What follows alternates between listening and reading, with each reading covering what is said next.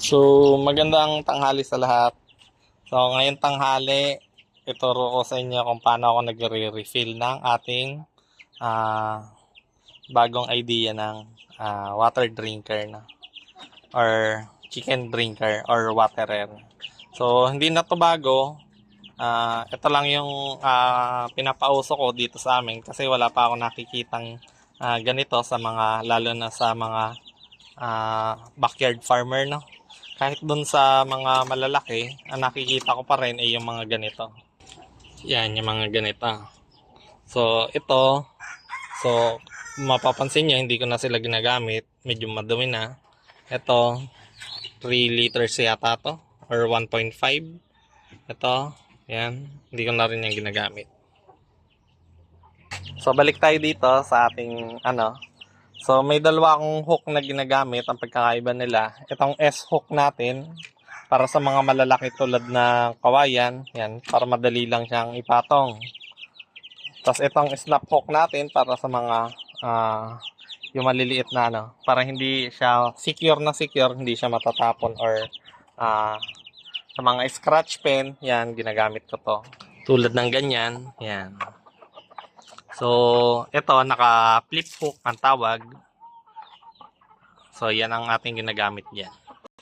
So, para sa mga gustong bumuo, ganito lang po yung aking setup. Yung pagtali.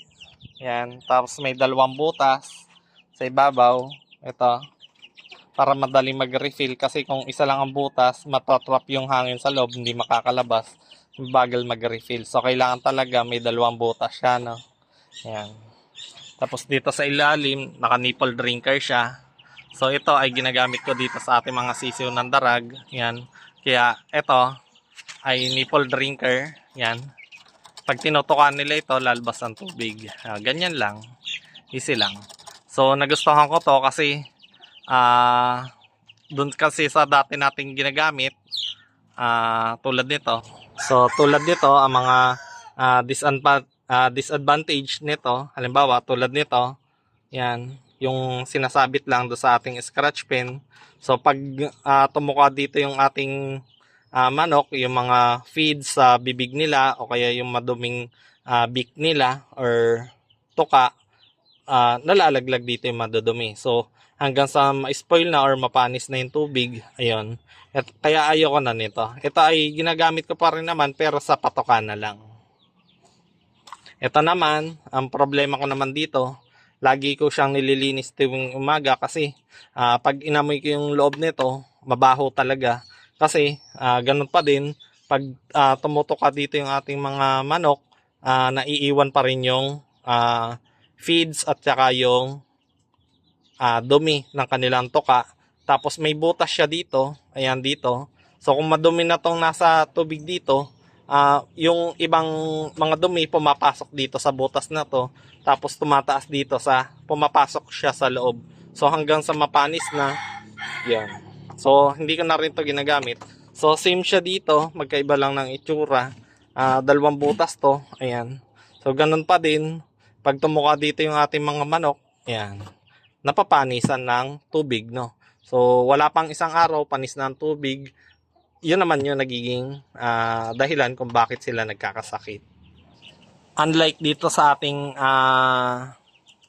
bagong set ng water drinker nila or chicken drinker nila, pag tumuka sila dito, hindi yan umaakyat yung dumi. So, kung mapapansin nyo, malinis pa rin yung tubig nito kahit na 3 araw na to. So, 3 araw ko na siya, hindi ko siya pinapaltan. Fresh water pa rin, malinis. Kapag malinis ang tubig, madalang magkasakit yung ating manok. Sa panahon na lang siya magkakasakit o kaya nahawa sa ibang mga manok. So, ganun lang. So, at least, nabawasan natin yung magiging posibleng dahilan kaya sila magkakasakit. Ayan. So, kung para sa mga gustong gumawa sa bahay nila, ayan, order lang kayo. Nito, kung bili kayo nito, nipple drinker, tapos 1.5 tali, at saka S-hook or flip hook. Depende sa paggagamitan nyo. Yan. So, para sa mga gustong umorder, sa mga gustong magpagawa, message lang po kayo. yung presyo po nito ay tamang tulong lang sa ating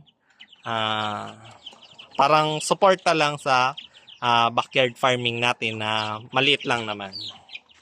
Ayan. So, turuan ko po kayo kung paano tayo mag-refill nito.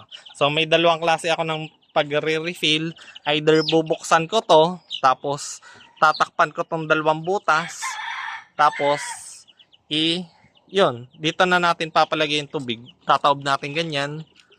Tatakpan lang natin yung butas na yan, tapos lagyan natin ng tubig. Or, ito madalas kong gawin. So, gamit yung ating hose. May butas dyan. Ginawa ko yung dalawa para madali lang mag-refill. So, nilalagay lang natin dito sa butas yung ating, yan na. Kita nyo? Ang dali lang mag-refill. Ayan, punuin lang natin. Tapos tatagal to, depende sa dami ng sisiw or takaw ng pag-inom ng inyong manok. Ayan. Easy lang. Diba? Tapos na. Ganun lang. So, ito po ay napakadali lang gamitin nila. Under training sila ng ilang minuto lang. Wala pang 5 minutes. Halos lahat marunong na silang uminom dito sa ating water drinker. So, ito. S-hook natin. Yan, sa kawayan. Okay. Mga mawiwili ang ating darag. Mga matatakaw, no? Ayan. Ganun lang, guys. Ganun lang yung ating setup na. So, ulitin ko lang sa mga gusto pong magpagawa, message lang po kayo para pagawan ko po kayo. Yan. So, kapag sa malalayong lugar ay madali lang naman nating mai-travel yan. Delivery lang naman. Nasa less than 100 lang po ang shipping fee.